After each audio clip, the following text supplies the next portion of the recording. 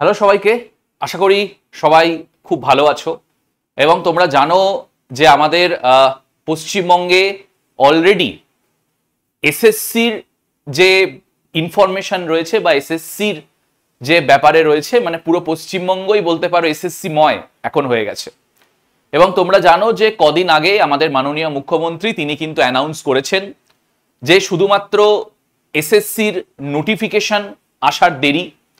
তিনি অ্যানাউন্স করেছেন যে এসএসসির নতুন নোটিফিকেশন আসবে, নোটিফিকেশনের মধ্যে দিয়ে নতুন টিচারও রিক্রুটমেন্ট হবে। অলরেডি তোমরা জানো যে 9 এবং 10, এই 9 এবং 10 যে ক্লাস রয়েছে তার জন্য অবশ্যই নতুন রিক্রুটমেন্ট হবে টিচার, তার পাশাপাশি 11-12 এর জন্যও কিন্তু নতুন রিক্রুটমেন্ট হবে। তার পাশাপাশি আমাদের এটা কিন্তু ভুললে চলবে না যে গ্রুপ সি, গ্রুপ ডি সার্ভিসেরও কিন্তু নোটিফিকেশন এসএসসির টিচার রিক্রুটমেন্টের সাথেই আসতে চলেছে।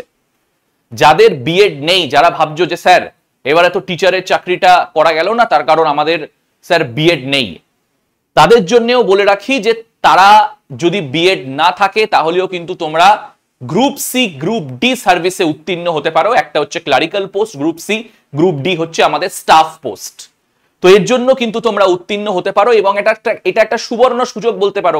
কারণ তোমরা জানো যে সুপ্রিম কোর্টের কিন্তু নির্দেশে রাজ্য সরকারকে কিন্তু এসএসসি পোস্ট রিলিজ করতে হয়েছে এবং এটা খুবই আশার একটা কথা যে সেখানে কিন্তু নতুনরাও উত্তীর্ণ হতে পারবে, নতুনরাও চাকরির পরীক্ষাতে বসতে পারবে। তো আজকে আমরা টিচিং রিক্রুটমেন্টের ব্যাপারে না, গ্রুপ সি, গ্রুপ ডি যে সার্ভিস রয়েছে এসএসসির আন্ডারে বিভিন্ন স্কুলে যে ক্লারিক্যাল এবং স্টাফ পোস্ট রয়েছে তার ব্যাপারে আমরা যাবতীয় আলোচনা করব। তার এলিজিবিলিটি ক্রাইটেরিয়া, বয়স, পরীক্ষা কিরকম হতে পারে বা পরীক্ষা কি কি ধরনের হতে পারে, কত মার্কসের পরীক্ষা হতে পারে, কোন সাবজেক্টের উপরে কত মার্কস থাকবে, এই সংক্রান্ত আমরা একটা বিস্তারিত আলোচনা আজকে করব। আগেই বলে রাখি যে আমরা কিন্তু কোনো নোটিফিকেশন এখনো অবধি পাইনি 2025 এসএসসির। এজন্য আমরা যেটা দেখব সেটা হচ্ছে 2016 কি নোটিফিকেশন আছে এবং সেখানে গ্রুপ সি, গ্রুপ ডি সার্ভিসের কি পরীক্ষা নেওয়া হয়েছিল, পরীক্ষার পদ্ধতি, কত মার্কসের পরীক্ষা নেওয়া হয়েছে। তার পাশাপাশি তোমাদেরকে কিন্তু এটাও আমি জানিয়ে রাখি, সেটা হচ্ছে যে এটা পুরোপুরি 2016 উপরে ভিত্তি করে এবং যদি সুপ্রিম কোর্টের তোমরা রেকমেন্ডেশন দেখো এবং সরকারেরও যদি তোমরা কথাবার্তা শোনো তাহলে বুঝতেই পারছো যে ব্যাপক ভাবে কিন্তু কোনো পরিবর্তন এখানে হচ্ছে না। 2016-তে যেরকম প্রক্রিয়াতে পরীক্ষা হয়েছিল সেটাই হয়তো 2025-এও হতে চলেছে। তাহলে আজকে আমরা গ্রুপ সি এবং গ্রুপ ডি আমাদের যে সার্ভিসেস রয়েছে সেগুলো আমরা আজকে একটু দেখে নেব। হ্যাঁ, তাহলে প্রথমেই তোমরা এখানে দেখতে পাচ্ছ সেটি হচ্ছে আমাদের গ্রুপ সি এবং গ্রুপ ডি।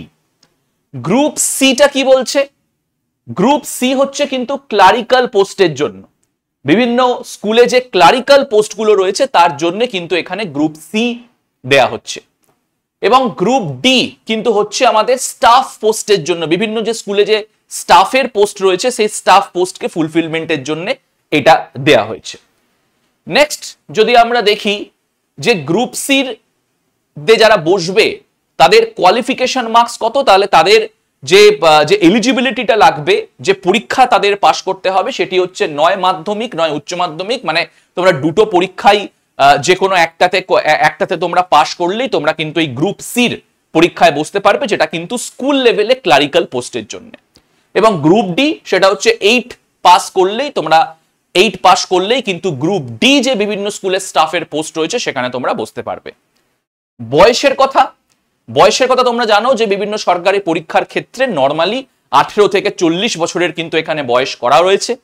এবং তোমরা জানো যে জেনারেলদের জন্য একটা বয়স থাকবে এবং শিডিউল কাস্ট, শিডিউল ট্রাইব, ওবিসিদের জন্যও কিন্তু একটা বয়স থাকবে। এখানে একটা বিষয় বলার যে তোমরা হয়তো এখানে ভাবছো যে স্যার ওবিসি কেসটা কি হবে, তার ব্যাপারে কিন্তু এখনো বিস্তারিতভাবে বলা যাচ্ছে না, কিন্তু যেটা শোনা যাচ্ছে মহল থেকে সেটা হচ্ছে সেন্ট্রাল ওবিসি লিস্টকে কেন্দ্র করেই হয়তো রাজ্য সরকার এই এসএসসি নোটিফিকেশনটা বার করতে চলেছে। তাহলে আমরা সেন্ট্রাল লিস্টের উপরেই ভরসা করব এবং তোমরা জানো যে সেখানে কিন্তু যারা রিজার্ভড ক্যাটেগরি তাদের জন্য কিন্তু রিজার্ভেশন থাকবে এবং বয়সেরও কিন্তু সেখানে ছাড় থাকবে। এবার যেই আমাদের মূল বিষয়টা যে স্যার মার্কসের কি মানে মার্কস কি ডিস্ট্রিবিউশন ছিল, তো 2016 সালের যে আমরা নোটিফিকেশনটা দেখেছি তার ভিত্তিতে তোমরা দেখতে পারো যে গ্রুপ ডির ক্ষেত্রে দুটো ভাবে কিন্তু মার্কস ডিস্ট্রিবিউশন রয়েছে। একটা হচ্ছে রিটেন টেস্ট, এই রিটেন টেস্টটা হবে 45 মার্কসের, এবং আরেকটি হচ্ছে তোমাদের পার্সোনালিটি টেস্ট। এই পার্সোনালিটি টেস্টটা কিন্তু হচ্ছে মাত্র 5 মার্কসের। মাথায় রাখবে এই পার্সোনালিটি টেস্টটাকেই আমরা অনেক সময় ইন্টারভিউ বলে ডাকি। তো এই দুটো কিন্তু তোমাদের টেস্ট হতে চলেছে যারা গ্রুপ ডি স্কুল স্টাফের জন্য উত্তীর্ণ হতে হবে। ঠিক আছে, এটা কিন্তু একটু খেয়াল রাখবে।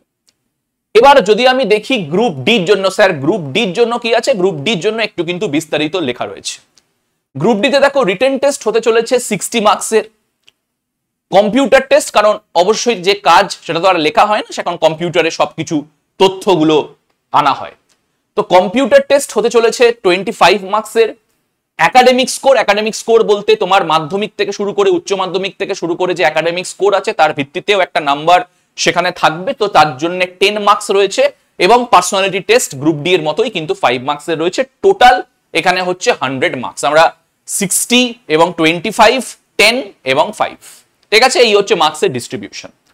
এবার সেই সময় মানে 2016 সালে আমাদের পরীক্ষার প্যাটার্নটা কি ছিল যদি আমরা একটুখানি দেখে নিই, তাহলে তোমরা একটু বুঝতে পারবে।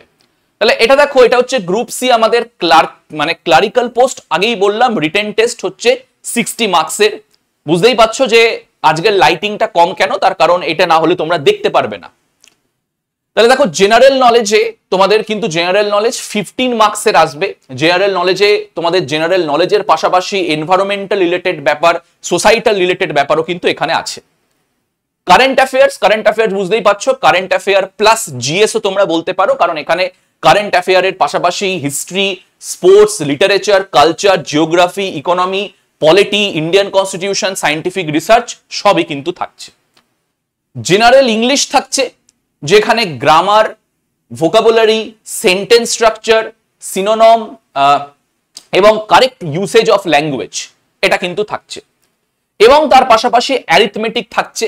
অ্যারিথমেটিকেরও কিন্তু বিভিন্ন ভাগ তোমরা জানো করে এসেছো, যেরকম ডেসিমাল, সিম্পলিফিকেশন, রেকারিং স্ট্রাকচার, তোমাদের প্রপোর্শন, অ্যাভারেজ, পার্টনারশিপ সবই রয়েছে।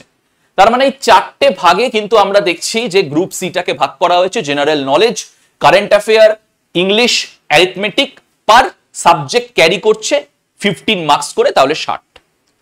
এবার যদি আমরা দেখি গ্রুপ ডি, গ্রুপ ডি তোমরা দেখো স্টাফের জন্য রিটেন এক্সামিনেশন 45 মার্কসের, যেখানে জেনারেল নলেজের ক্ষেত্রে হচ্ছে 15 মার্কস, কারেন্ট অ্যাফেয়ারের জন্য 15 মার্কস, একই সিলেবাস, দুটোর ক্ষেত্রেই সিলেবাস একই।